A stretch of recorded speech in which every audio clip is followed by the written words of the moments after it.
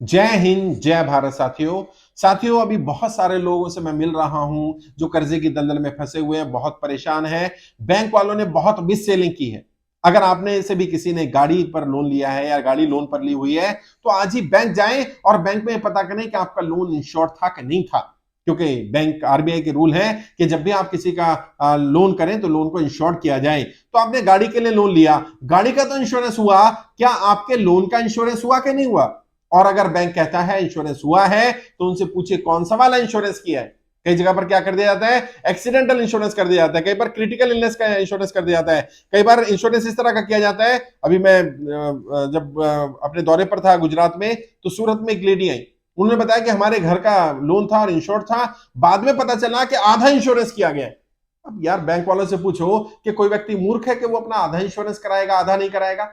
आपका लोन पूरी तरह से इंश्योर्ड होना चाहिए, ये आरबीआई की गाइडलाइंस है। और चाहे गाड़ी का लोन है या बाकी लोन है, अगर आपने कोई लोन लिया है तो बैंक से इंश्योरेंस के पेपर जरूर ले लें। गाड़ी के इंश्योरेंस के पेपर अलग होते हैं, गाड़ी का इंश्योरेंस अलग होगा। आपका लोन का इंश्योरेंस करना पड़ता है कि यदि व्यक्ति जिसने लोन लिया उसे कुछ हो जाता है, उसकी मृत्यु हो जाती है, तो परिवार को आगे लोन नहीं भरना होता और बैंक गाड़ी कब्जा नहीं करेगा, वो गाड़ी लोन फ्री हो जाती है। अगर ऐसा नहीं है, बैंक ने ऐसा इंश्योरेंस नहीं किया है, तो बैंक से बात करिए कि आपको बिना इंश्योरेंस के लोन क्यों दिया गया, और यदि लोन का इंश्योरेंस किया गया है तो क्या कंप्लीट इंश्योरेंस किया गया कि नहीं किया गया। गाड़ी का इंश्योरेंस की बात नहीं कर रहा हूं, गाड़ी का इंश्योरेंस अलग होगा। लोन का इंश्योरेंस, जिस व्यक्ति के नाम पर गाड़ी होगी उसका इंश्योरेंस किया जाएगा, उसका लोन इंश्योर किया जाएगा, ताकि उस व्यक्ति को अगर कुछ हो जाता है तो उसके परिवार पर आफत ना आए, उनकी गाड़ी कब्जा ना की जाए। बहुत सारे लोग अपने जीते जी ये नहीं पता कर पाए और उनका घर छीन लिया गया, उनकी गाड़ियां छीन ली गई, उनकी दुकानें छीन ली गई। और बैंक वालों ने इतना निर्दयता का काम किया, बच्चों पर तरस भी नहीं खाया कि बच्चों के सर से पिता का साया चला गया तो उनकी गाड़ी छीन ली जाए, उनका घर छीन लिया जाए, उनकी दुकानें छीन ली जाए, उनका कमाई का साधन समाप्त कर दिया जाए ताकि वो आगे कमाई कर भी ना पाए।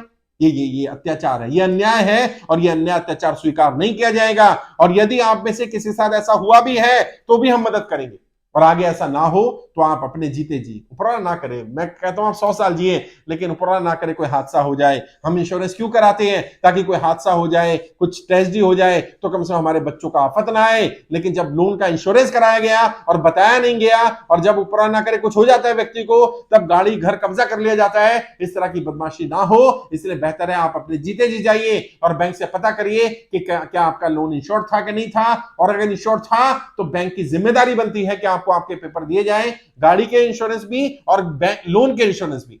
घर का इंश्योरेंस होगा आपका, आपके लोन का इंश्योरेंस किया गया होगा जो लोन आपको दिया गया।